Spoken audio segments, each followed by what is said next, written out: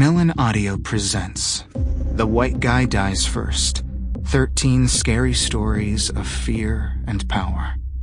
Edited by Terry J. Benton-Walker. Written by Farida Abike Iyamide, Kaylin Barron, Kendari Blake, H.E. Edgman, Lamar Giles, Chloe Gong, Alexis Henderson, Tiffany D. Jackson, Adiba Jaigirdar, Nasim Jamnia, Mark Oshiro, Karen Strong, and Terry J. Benton-Walker.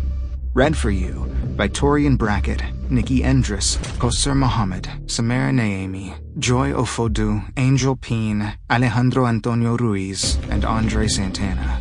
With narration from the editor, Terry J. Benton-Walker.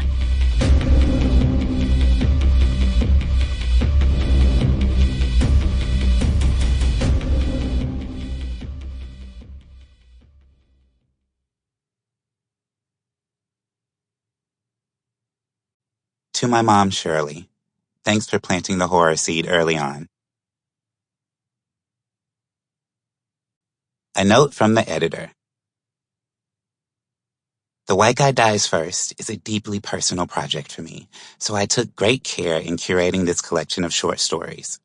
Horror has been a beloved part of my life ever since I was a small kid climbing into bed with my mom to watch scary movies until way past both our bedtimes.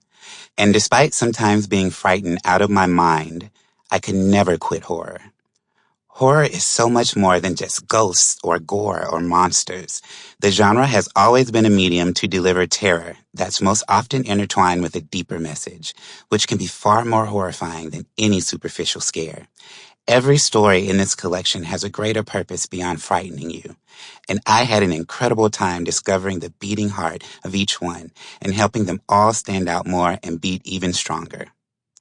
I am extremely proud to present to you The White Guy Dies First, 13 Scary Stories of Fear and Power.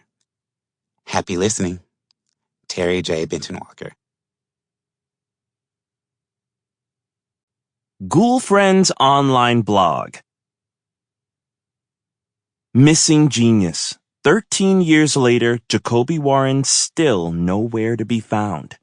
Posted Tuesday, July 16th, 2024 at 2:22 a.m. Welcome back, Ghoul Friends. Once again, it is I, William, blogmaster and purveyor of the ghastly and terrifying.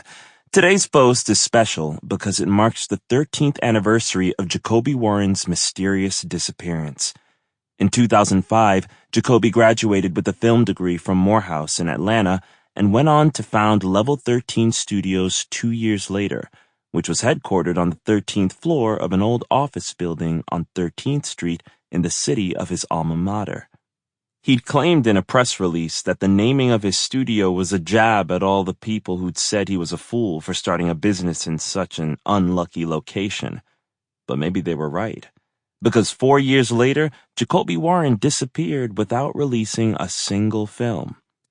When Jacoby's landlord went into the studio after Jacoby had been late with rent and utilities, he found the entire floor cleared except for a single half-wall setback from the elevator bank.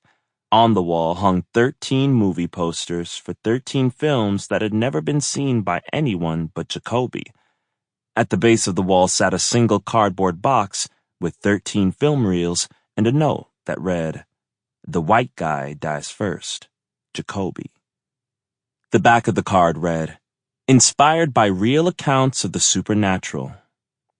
Despite all the films being fully shot and edited, none of them were ever released. But here's where it gets weird. A story leaked from within the local police department.